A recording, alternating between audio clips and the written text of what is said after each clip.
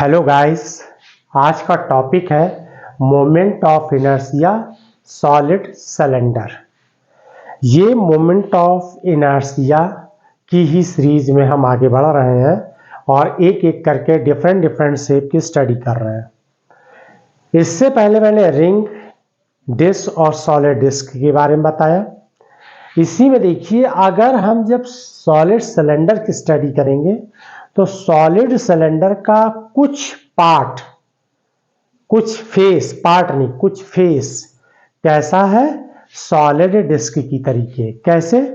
ये वाला जो फेस आप देख रहे हैं, ये वाला फेस ये कैसा है, सॉलिड डिस्क की तरीके। जैसे कि ये एक सिलेंडर है और इस सिलेंडर में ये वाला जो फेस आप देख रहे हैं, अगर सॉलिड सिलेंडर है तो पूरा दो हर तरफ से पैक होगा। ये जो फेस देख रहे हैं, अगर हम छोटा सा एक रिंग इसका पार्ट काट लें फ्रंट का, और अगर हम पार्ट काटें तो ऐसा पार्ट जैसे मान लो कि एक रोटी नहीं होती, रोटी का शेप जो होता है वो शेप कैसा होता है, सॉलिड डिस्क का शेप होता है, ठीक है ना। और जिसकी थिकनेस क्या हो, एक तरीके से हम निग्लेजेबल ले लें या हम सीडी बोल दें, ठीक है। सीडी हालांकि कैसी होती है, होलो में आ जाती है। तो हम बात करते हैं सॉलिड सिलेंडर के इस फेस की, जिसकी एक रेडियस क्या होगी, आर होगी। क्लियर है ना। तो ये जो फेस का कैसा है, ये फेस कैसा है, सॉलिड डिस्क की तरीके। अब देखिए, अगर ये बॉडी इस तरीके से रोटेट हो, जैसे कि घास का रोलर होता है ना, या हम गन्ने के जूस निकालने वाली जो मशीन होती है, उसमें भी देखा होगा आपने, रोलर ऐसे चलते हैं और उसके बीच में गन्ना लगा दिया। तो जो रोलर चलता है, जिस जैसे चलता है, उस कंडीशन को भी हम क्या बोल सकते हैं, उस कंडीशन को हम नाम देते हैं about its axis of symmetry. यानी कि सॉलिड सिलेंडर का मोमेंट ऑफ इनर्शिया दो तरीके से निकाला जा सकता है।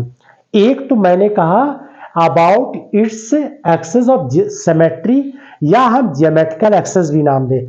यानी कि यहां पर कोई हम एक रॉड लगा दे और ये इस तरीके से रोटेट करने लगे, ठीक है ना। यानी कि अपने सेंटर के अबाउट ये क्या कर रहा है, रोटेट कर रहा है। तो ऐसे कंडीशन को हम सिमेट्री बोलेंगे। तो सिमेट्री एक्सिस के केस में जैसा कि ये देख रहे हैं हम, और ये इस तरीके से रोल कर रहा है, ये ओमेगा एंगुलर वेलोसिटी से क्या कर रहा है, रोटेट हो रहा है, ठीक है ना।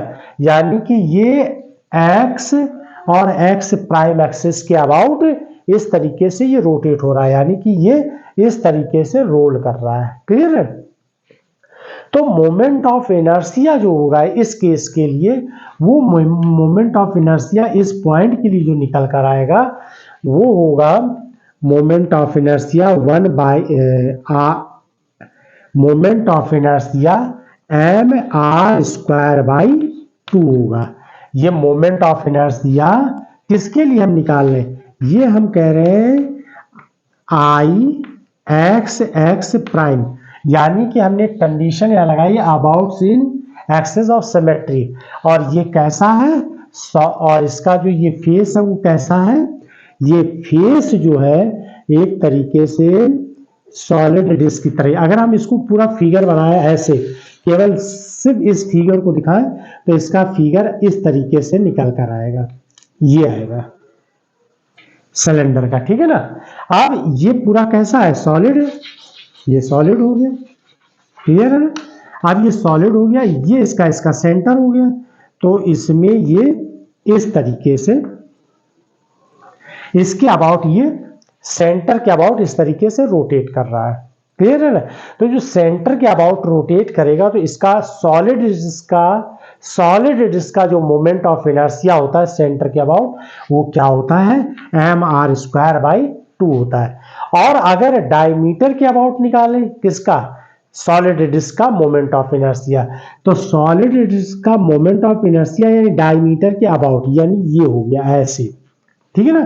तो इस केस में आ जाएगा, ये जो है इस केस में ये आई जेड एक्सिस की तरह काम करेगा।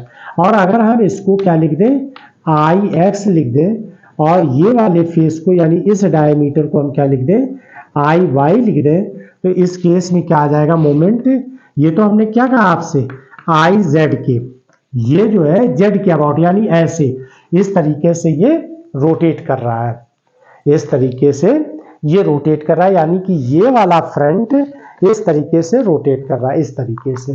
क्लियर है ना?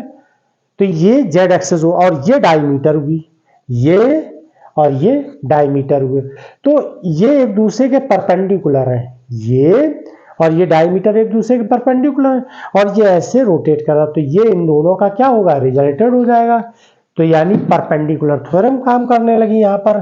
तो आई जेड इक्वल टू हो जाएगा I X plus I Y, ठीक है ना। और ये I Z I X I Y equal to I D, यानी डायमीटर के हो जाएगी, डायमीटर के वैल्यू के इक्वल हो जाएगी। तो यहां पर हम आई डी लिख सकते हैं डायमीटर का, मोमेंट ऑफ इनर्शिया, और ये जो वैल्यू आई है इसको हम लिखेंगे M R square by 2 equal to 2 I D. तो आई डी इक्वल टू निकल कर आ जाएगा, final I D equal to निकल कर आ जाएगा एम आर स्क्वायर बाई 4। तो ये वैल्यू जो है मोमेंट ऑफ इनर्शिया किसकी निकल कर आई है, यहां पर परपेंडिकुलर एक्सिस के लिए। क्लियर है ना? और ये आपको अभी नोट रखना है, क्योंकि जिस हमें दूसरे स्टेप पे जब निकालना होगा मोमेंट ऑफ इनर्शिया, तो हमारी ये वैल्यू यूज होगी, ये वैल्यू यूज होगी। क्लियर है ना? तो पहला जो है हमने कंडीशन निकाला about x axis of symmetry. अच्छा, जब आप स्टार्ट करेंगे, लिखना शुरू करेंगे, तो मैंने समझा दिया आपको कि कैसे करना है। ये यहाँ पर दो तरीके से निकालना है। पहला कंडीशन, फर्स्ट कंडीशन हमने बताया अबाउट इस एक्सिस ऑफ सिमेट्री, और उस केस में अगर वैसे जो डायरेक्ट मोमेंट ऑफ इनर्शिया ये निकल आई सेंटर के अबाउट, लेकिन जब डायमीटर के अबाउट निकालेंगे तो ये आ जाएगा I D equal to M R square by 4 हो जाएगा। क्लियर है ना? यहाँ पर ध्यान रखना कि अब पेपर में आपको कैसे एग्जाम में लिखना है, तो थोड़ा सा सिंपल बताना पड़ेगा इसमें कि let M B the mass of a cylinder. एक सिलेंडर का जो मास है वो कितना है, एम है, लेंथ एल है और रेडियस आर है। तो इसके लिए पहली कंडीशन के लिए मोमेंट ऑफ इनर्शिया जो निकल कर आएगा वो ये हो जाएगा सेंटर के अबाउट, यानी एक्स और एक्स प्राइम के अबाउट ये निकल कर, और डायमीटर के अबाउट क्या निकल कर आएगी, एम आर स्क्वायर बाई 4। अब हम नेक्स्ट स्टेप पर इसकी स्टडी करेंगे। वो स्टडी होगी हमारी, सिलेंडर को अगर हम इसके अबाउट इस तरीके से रोटेट करा दें, मींस अब हम सिलेंडर को ऐसे रोटेट ना करा के इस तरीके से रोटेट करा, हालांकि ये फेस होलो है तो आप सॉलिड ही मान लीजिए, इस तरीके से हम करा दें। जैसे मान लो यहाँ पर एक थ्रेड बांध दो और इसको जो है लटका दे, तो ये क्या करेगा, ऐसे ऐसे रोटेट करने लगेगा। तो इस कंडीशन के, या फिर हम इसमें होल कर दें, और जब हम होल कर देंगे तो ध्यान रखिएगा, यहाँ होल करेंगे तो ये वाला फेस अब डायमीटर के कैसा हो जाएगा, पैरेलल निकल के आ जाएगा। क्लियर है ना? ये बात ध्यान रखिएगा कि हम क्या बोल रहे हैं, डायमीटर के जब इसको यहाँ होल कर देंगे सेंटर के, तो ये क्या हो जाएगा, पैरेलल केस बन जाएगा। तो आगे देखिए, अब अगले स्टेप पे हम बात करते हैं मोमेंट ऑफ इनर्शिया सेकंड, जब हम इसको सिमेट्री एक्सिस के perpendicular passing through the centre के अबाउट मूवमेंट कराएं, तब क्या होगा मोमेंट ऑफ इनर्शिया, अब वो निकालते हैं। ठीक है, तब तो आप इसको नोट कर लीजिए। अब देखिए, पहले जैसे मैंने आपको किसके about is axis of symmetry बताया था मोमेंट ऑफ इनर्शिया, और वो मोमेंट ऑफ इनर्शिया मैंने क्या निकालना बताया था, I X X equal to 1/2 M R square, यानी इस पोर्शन का मोमेंट ऑफ इनर्शिया वो क्या कहलाता है, about its axis of symmetry. लेकिन अब हमारा दूसरा क्वेश्चन ये है इसी में कि about an axis passing through its centre and perpendicular, ये जो साइन बना देख रहे हैं ये परपेंडिकुलर का साइन होता है। ये कैसा होता है, परपेंडिकुलर का साइन, है ना, इसको हम परपेंडिकुलर का साइन बोलते हैं। To its own of symmetry, इसका मतलब यह है कि कोई सिलेंडर, जैसे कि एग्जाम्पल के रूप में हम ये कहें कि ये एक सॉलिड सिलेंडर है, ठीक है ना, ये एक सॉलिड सिलेंडर है, देखिए दिख रहा है कि नहीं दिख रहा है। अब इसको हम ऐसे रोटेट ना करा के इस तरीके से रोटेट कराने लगे, इस तरीके से, ये आप देख रहे हैं, ये रोटेशन है, ठीक है ना। अब इस रोटेशन के लिए क्या करेंगे, इस रोटेशन के लिए, तो इस रोटेशन के लिए सबसे पहले हम क्या करते हैं, जैसे हमने ये सिलेंडर बनाया, ठीक है ना, और इसको हम ऐसे रोटेट कराना चाहते हैं, तो वो फेस कैसा रोटेट का, वाई और वाई प्राइम के इस तरीके से ये रोटेट करने लगा है, क्लियर है। ये कैसे रोटेट करना है, इस तरीके से रोटेट करने लगा, क्लियर है। अब देखिए इसके लिए हम क्या मान लेते हैं कि ये यूं कहिए कि छोटे छोटे जो डिस्क है, जो एलिमेंट्री डिस्क है, ये एक डिस्क है, 2 3 4 मैनी डिस्क से मिलकर बना हुआ है, ठीक है ना। तो हम एक पोर्शन ये ले लेते हैं, यहां पर एक ये डिस्क निकाल लेते हैं। तो इस और ये डिस्क का जो पोर्शन हमने माना है वो सेंटर से कितने एक्स डिस्टेंस पर, सेंटर से एक्स डिस्टेंस पर एक डिस्क ले ली, और ये डिस्क कैसी है, सॉलिड है, डिस्क कैसी है, सॉलिड होगी, ठीक है ना। इस सॉलिड डिस्क के लिए हम क्या करेंगे, पहले इसके ए बी के अबाउट यानी डायमीटर, यानी इस डिस्क के डायमीटर के अबाउट मोमेंट ऑफ इनर्शिया निकाल लें, यानी स्मॉल एलिमेंट का। जैसे हम मोमेंट ऑफ इनर्शिया क्या करते थे, पूरी बॉडी में एक पार्टिकल का निकाल लेते थे, फिर उसका समेशन कर देते थे, क्लियर है ना। इसी तरीके से हमने क्या किया, इसमें एक छोटा सा पार्ट ले लिया, जो कैसा पार्ट है, डिस्क का पार्ट है, किसमें, सिलेंडर का, ठीक है। तो हमें निकालना तो वाई वाई के है, वाई और वाई प्राइम की, लेकिन सबसे पहले हम एक छोटा सा एलिमेंट्री पार्ट लेंगे, तो वो एलिमेंट्री पार्ट क्या होगा, सेंटर से एक्स दूरी पर क्या काम करेगा, डिस्क की तरीके एलिमेंट्री पार्ट होगा, है ना। तो आप देखिए कैसे लिखना है, एम क्या है, सिलेंडर का मास है, एल क्या है, लेंथ है सिलेंडर की, आर क्या है, रेडियस है, क्लियर है। देखिए हमें निकालना किसके हैं, तो मैंने आपको अभी बताया किस तरीके से ये रोटेट करेगा, उस केस में इसकी स्टडी करनी है। सबसे पहले हम सिलेंडर का वॉल्यूम निकाल लें। सिलेंडर का वॉल्यूम क्या होगा, सिलेंडर का वॉल्यूम होता है pi R square L, pi R square, यानी पाई आर स्क्वायर एल, यानी ये हमने वॉल्यूम लिख दिया यहाँ पर, ठीक है। दूसरा पॉइंट क्या, मास पर यूनिट वॉल्यूम, सिलेंडर का मास क्या है, कैपिटल एम लिखा हुआ है, वॉल्यूम से डिवाइड कर दीजिए, क्या निकल कर आ जाएगा, पर यूनिट वॉल्यूम निकल आया, किसका, सिलेंडर का पर यूनिट वॉल्यूम। अब हमें वॉल्यूम, अब हमें मास किसका चाहिए, इस डिस्क का चाहिए, तो इस डिस्क का मास कैसे निकालें, अगर हमें इस डिस्क का वॉल्यूम पता चल जाए, मास पर यूनिट वॉल्यूम में अगर हम मल्टीप्लाई कर दें, तो हमें इस डिस्क का मास पता चल जाए, क्लियर है ना। डिस्क का मास कैसे पता लगाएंगे, डिस्क का मास पता लगाएंगे, ये जो मास हमने निकाला है ये कैसा निकाला है, मास पर यूनिट वॉल्यूम है, ठीक है ना। इस सिलेंडर का हमें डिस्क का चाहिए, तो डिस्क का मास तभी हम निकाल सकते हैं जब हमें इसका वॉल्यूम पता चल जाए डिस्क का, ठीक है। और हम यहाँ मास पर यूनिट वॉल्यूम में मल्टीप्लाई कर देंगे, तो देखिए हमने लिख दिया है मास ऑफ द डिस्क, जो डिस्क का मास है तो उसके लिए क्या चाहिए, मास पर unit volume into volume of disc.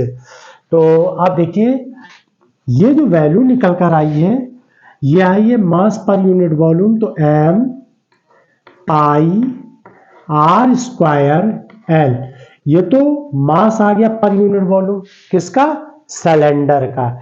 Disc का वॉल्यूम आप चाहिए, अब डिस्क का वॉल्यूम कैसे निकालेंगे, तो ये देखिए ये जो डिस्क दिख रही है इसकी ये क्या है, विड्थ dx है, और इसकी रेडियस क्या है, r है। तो यहां पर डिस्क का वॉल्यूम जो हो जाएगा, डिस्क वॉल्यूम ऑफ डिस्क निकल कर आएगा, इसका एरिया निकाल लीजिए, एरिया कितना होगा, पाई आर स्क्वायर, ये तो एरिया हो गया, और इसकी जो ये विड्थ ds दी हुई, इसका हम मल्टीप्लाई कर देंगे, तो ये मल्टीप्लाई कर देंगे तो ये क्या निकल आएगा, डिस्क का वॉल्यूम निकल आएगा, क्लियर है। अब ये वॉल्यूम यहां रख दीजिए, तो वॉल्यूम कितना आ जाएगा, पाई आर स्क्वायर, और ये कितना हो जाएगा, dx, क्लियर है। अब इसमें देखिए ये पाई से ये पाई कैंसिल हो गया, ये आर स्क्वायर से आर कैंसिल हो गया, क्या निकल आया, ये dm जो निकल कर आया है, हम डिस्क का मास मान लेते हैं dm, डिस्क का मास क्या ले लेते हैं dm, और ये किसके बराबर हो जाएगा, capital M by L dx। ये क्या निकल आया, डिस्क का मास निकल आया। ठीक है ना, यहां तक क्लियर है कि नहीं? ये क्या निकल आया, डिस्क का मास निकल आया। अब हम ए बी के अबाउट, ये ए और बी यानी डिस्क का मोमेंट ऑफ इनर्शिया निकाल लें about A B. Moment of inertia, moment of inertia किसका, डिस्क का, ऑफ निकालेंगे अबाउट ए बी। अब ये अबाउट ए बी के निकालेंगे तो ए बी क्या है इसका, ये डायमीटर है, और डायमीटर का मोमेंट ऑफ इनर्शिया का फार्मूला होता है 1/4 मास इंटू रेडियस का स्क्वायर। ये फार्मूला होता है रेडियस का स्क्वायर, 1/4 मास इंटू रेडियस का स्क्वायर। डिस्क का moment of inertia about A B के निकालेंगे तो अबाउट ए बी क्या है, डायमीटर है, डायमीटर के अबाउट निकाल लें तो डायमीटर के अबाउट निकालेंगे तो 1/4 मास इंटू रेडियस का स्क्वायर हो जाएगा। अब यहाँ पर 1/4 लिख दीजिए, मास क्या है, ये है, यानी ये मास लिखा हुआ है ml dx, ये तो मास निकल कर आ गया। और रेडियस क्या है इसकी, ये रेडियस देखिए क्या दी है, कैपिटल R के इक्वल दी हुई, कैपिटल R लिख दीजिए तो यानी R स्क्वायर आ जाएगा। ये निकल कर आया moment of inertia about to disc. Disc का जो है किसके अबाउट निकल कर आया, ए बी के अबाउट निकले। अब ये ए बी जो है किसके पैरेलल लाइन है, y और y प्राइम के है, जो कि सेंटर के अबाउट जा रही, यही हमको निकालना था। क्लियर है ना, यानी कि इस सिलेंडर के सेंटर से होकर लाइन कौन पास हो रही, y और y प्राइम हो रही है ना, तो यहां से यहां तक की डिस्टेंस कितनी, x है। तो मोमेंट ऑफ इनर्शिया किसका, सिलेंडर का, अबाउट टू किसके, y और y प्राइम के, y और y प्राइम के। मोमेंट ऑफ इनर्शिया सिलेंडर किसके निकालेंगे, निकालेंगे यहां पर अबाउट y और y प्राइम। ठीक है ना, इस लाइन के अबाउट निकाल लेते हैं। तो अब यहां पर केस क्या बन जाएगा, यानी कि y एक्सिस के पैरेलल। आप देखो ये पैरेलल थ्योरम लग रही कि नहीं लग रही, ये इसके पैरेलल है। ठीक है ना, y प्राइम इज पैरेलल किसके, ए बी के। तो यहां पर कौन सी लगेगी, थ्योरम कौन सी लगेगी, पैरेलल थ्योरम लगेगी। तो अकॉर्डिंग टू